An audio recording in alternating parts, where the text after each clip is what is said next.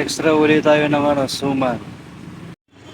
Dito tayo sa bangkal ngayon nakapwesto. Katabi ko dito yung mga tilapia. Ayan o. Tilapia. Mga live tilapia. Konti na lang, maubos na yung ano, yung ating extra suman. Boss, palabok. Bulagta na lang yung natitira. Ayan na lang yung natitira sa ating ano, tinda. Bulagta, suman boss. Dahil nga nakapag-extra tayo ng suman, no? Meron tayong katabi nagtitinda ng tilapia. Bumili na tayo, ayan o. Live tilapia. Malinis na sila. Ayun, naka-ready na rin yung kawali. Ipiprito na yung, ano, yung commander. Luto mo na. Ano yung prito lang o adobo? Prito lang. Hindi mo i-adobo? O, hindi na daw i-adobo. Prito lang. So, okay na yun.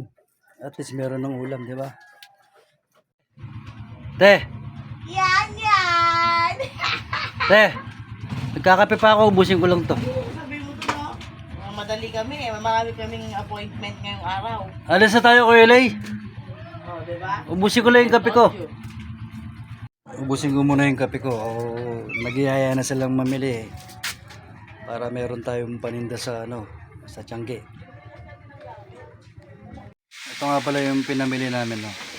Mga laundry. Tapos may batsa din na ano, batsa. Batsa. Tsaka konting tools. Yan, tools. May mga stock pa naman kaya yan na lang muna yung pinamili namin. Para hindi tayo nawawalan ng stock.